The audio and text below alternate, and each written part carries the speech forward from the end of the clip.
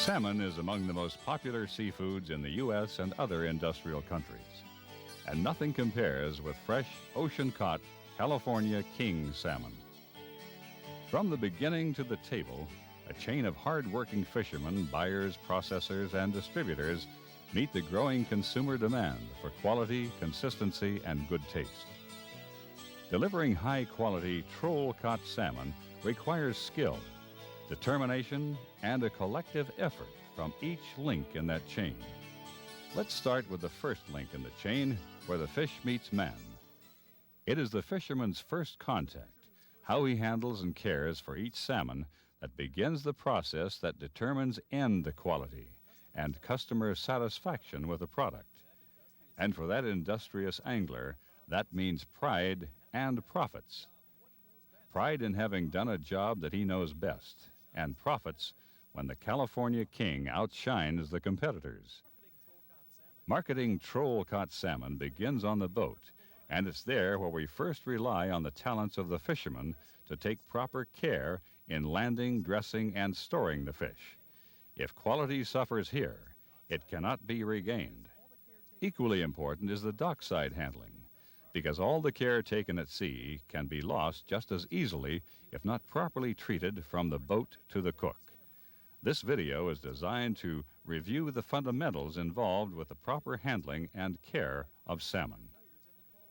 Whether it's on the boat, at the dockside, or in the kitchen or restaurant, there are three major players in the quality game.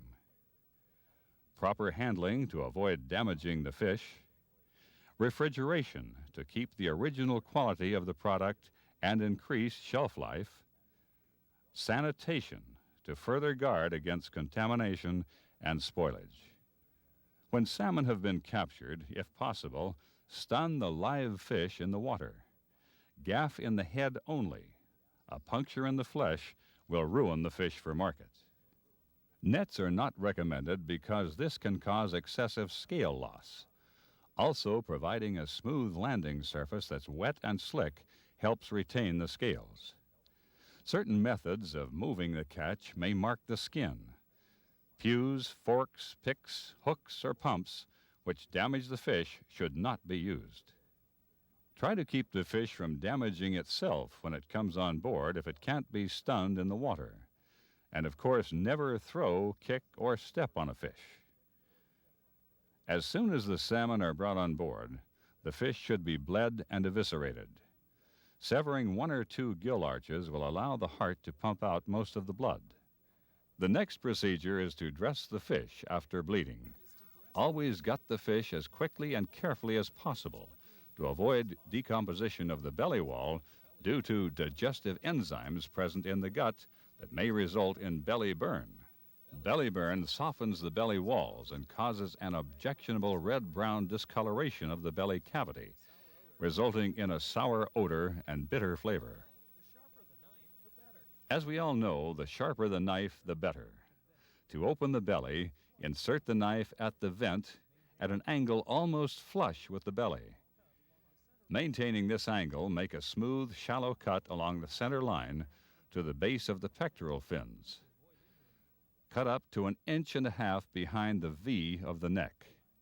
To avoid injury, always cut away from yourself. A shallow cut at the correct angle prevents slashing of the belly wall and puncturing of the viscera. If the viscera is punctured, spoiling agents are released onto the flesh. By severing the organs which extend to the head and the connecting tissue on either side, the viscera may be removed intact. The viscera is grasped firmly, pulled up, and then pulled toward the tail of the fish and discarded. Next, the kidney is carefully slit open with the tip of the knife and then scraped out with a spoon. Be careful not to cut into the flesh along the backbone, particularly toward the tail, because this area of flesh is soft and very susceptible to bacterial spoilage. Using a knife, crack the last 3 vertebrae in the tail portion and remove the pocket of blood. A spoon is used, as shown, to remove the blood in the veins near the belly cavity. Now you can completely remove the gill arches because this is an area where bacteria and spoilage enzymes are concentrated. By removing the gill arches properly, the throat remains firmly attached to the lower jaw. The attached throat will prevent the head from breaking off during later handling. Once the evisceration procedures have been completed, thoroughly wash the fish with clean running water to eliminate all traces of slime, blood, and attached shreds of viscera that would greatly add to the potential for spoilage. Fish must be protected from heat, sunlight, and air drying if they can't be chilled in the hold immediately. Any time on deck unchilled and unprotected invites spoilage and drastically reduces shelf life. It's a good idea to wait about 20 minutes after visceration to allow residual blood to seep out, then wash them once again before chilling. Do not freeze or attempt to straighten fish that are in rigor mortis, as this will tear the flesh. The fish will straighten when rigor mortis releases. Delayed chilling, improper bleeding, and improper dressing result in a shorter shelf life and spoilage. Spoilage begins when bacteria invade the tissues, causing a breakdown in the composition. The fish's own enzymes then digest its flesh. Proper icing or refrigeration slows these breakdowns and directly enhances the shelf life and the quality of the fish. To maintain the integrity of shelf life, the salmon must be chilled as soon as possible. Even a few hours at temperatures above 32 degrees can lower fish quality. Ice has the unique characteristic of removing large amounts of heat as it melts without changing its temperature of 32 degrees. Acting as a heat mop, the slow-melting ice surrounds and runs cold water over the fish. This method reduces the temperature of the fish quite rapidly, although not as rapidly as liquid chilling systems. Liquid chilling systems use water chilled by refrigeration to store fish.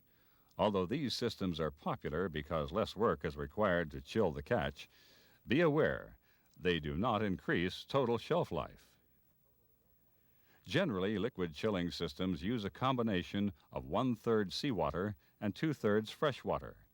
Using 100% seawater is not recommended due to significant salt intake and shrinkage of the fish. Care should always be taken to prevent freezing the fish. Fish begin freezing between 27 and 29 degrees.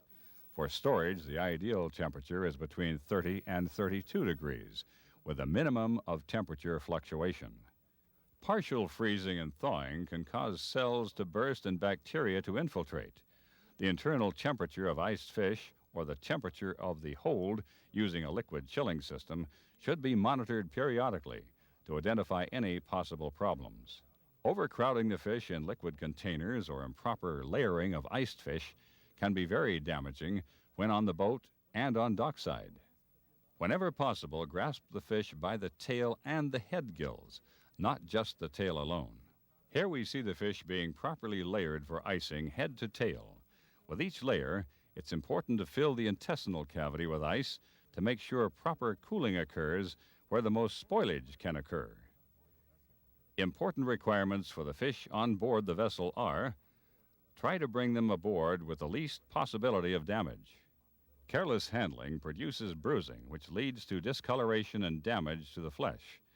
The fish should not be dropped into the hold or on hard surfaces such as the deck, and any surface the fish comes in contact with should be soft and wet, including the cleaning trough.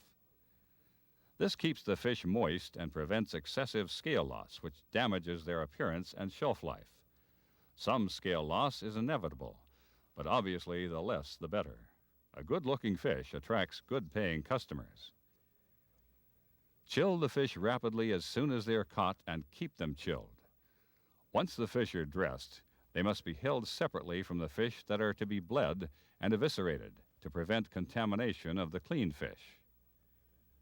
Proper sanitation is very important to minimize physical damage and deterioration of the fish and to prevent contamination. Recommended procedures for an effective cleaning and sanitizing program are as follows. Scrub all fish contact surfaces with a brush or a high-pressure washing system using a detergent solution. Most common household detergents are mixtures of alkaline phosphates and a wetting agent and are suitable for use on a fishing vessel to remove fish slime. Follow label directions. Rinse with cold fresh water or seawater. Under no circumstances should sanitizers containing phenols such as Lysol or Pine Sol be used in the fish hold or on fish handling surfaces. Most phenols are insoluble in water and impart a strong odor which may affect fish taste. Clean up at the end of the day. After unloading, don't forget to scrub out the hold. Also, if trips are lengthy and fish are left laying on the deck for long periods, refrigeration systems can be contaminated by unwholesome fish. This is especially true if the fish are not dressed. The potential for deterioration or damage begins the moment the fish are harvested, and delivery from the boat should be made on or before the 5th day, with no more than 4 days at sea. You've worked hard to keep the fish in prime condition this far.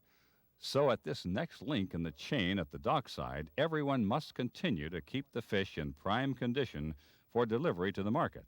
Unloading the fish should be accomplished with as little delay as possible, while taking care to avoid damaging the fish. Mechanical unloading equipment should be designed and operated so as to avoid physical damage to the fish. Fish cannot be allowed to drop excessive distances at any stage in the delivery system. Always handle the fish carefully, like hard-earned prizes that they are, until they reach the consumer.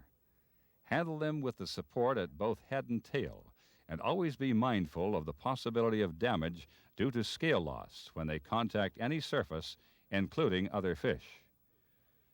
After sizing and grading, layer the fish in ice, alternating the heads and tails. Then make sure the belly cavity is well iced too before beginning the next layer. Temperature fluctuations can increase dehydration as well as tissue damage. Once fish have been iced or frozen, don't allow them to change temperature. It's important to remember that even if the exterior of the fish looks good, if the fish has been mishandled, interior flesh damage can occur. Bruised, crushed, and mishandled fish indicate decomposition or contamination and cannot be considered a high-quality consumer product. Fish in these conditions should be returned to the fishermen and not allowed to enter the market. As always, sanitation is important. Equipment used in the transport and sorting should be cleaned and sanitized at least once a day or after each boat's delivery. Cutting boards or sliming tables and utensils which come in contact with fish should be cleaned as frequently as necessary to prevent contamination of the fish. This may be difficult, but it's all part of the effort on everyone's part to ensure the very best quality delivery of fish to the marketplace. According to the quality evaluation criteria, all salmon, while fresh, should exhibit the following characteristics prior to processing in order to receive a premium grade. There is no blood in the veins or on the neck. Scale loss is minimal or undetectable to the customer. The body shape is natural and well-rounded, and the eyes are bright and clear. The fins are intact. The bellies are slightly open. Odor is sea fresh and characteristic of the fish. Working together with a common goal, the fishermen, the plant and the dockside handlers, and the restaurateurs, each link in that chain is what it takes to bring about that final success in the marketplace. Proper handling techniques, properly monitored chilling procedures, and effective sanitation procedures help ensure high-quality, premium salmon. Pride and profits, a job well done. Now let's consider minimum size limits and look at ways to minimize the mortality of the undersized fish you release. Like most commercial fisheries, the salmon troll operates under minimum size limits. Although the minimum size may vary from state to state, the size limits are generally designed to reduce the commercial harvest of 2-year-old fish. Chinook salmon spend anywhere from between 1 and 5 years in the ocean before they mature and return to the fresh water to spawn. The growth rate of salmon is such that 2-year-old fish do not reach a legal size until late in the season. Because salmon grow so quickly, minimum size limits can increase overall production by extending the time salmon spend in the ocean. Of course, the benefits of minimum size limits can't be realized if the fish that are released don't survive. Commercial fishermen, in the course of fishing operations, may contact large numbers of undersized fish. Fishermen as a group are keenly aware of the importance of handling sublegal fish in a way that will give the fish the greatest chance of surviving. They know that the undersized fish they release with care today will be available later in the season or next year, ready to land. Whether they eventually end up in the markets or returning to their native streams to spawn, they are literally tomorrow's fish. Commercial fishermen have been in the forefront of developing methods to reduce the hooking mortality rate of the fish they hook and release. During the early 1980s, commercial fishermen promoted the use of barbless hooks, now required to help release sublegal fish with a minimum of handling. Of course, all boats are a little different, and certain procedures that work in one configuration are not feasible in others. For instance, it's beneficial to release the fish while it's still in the water.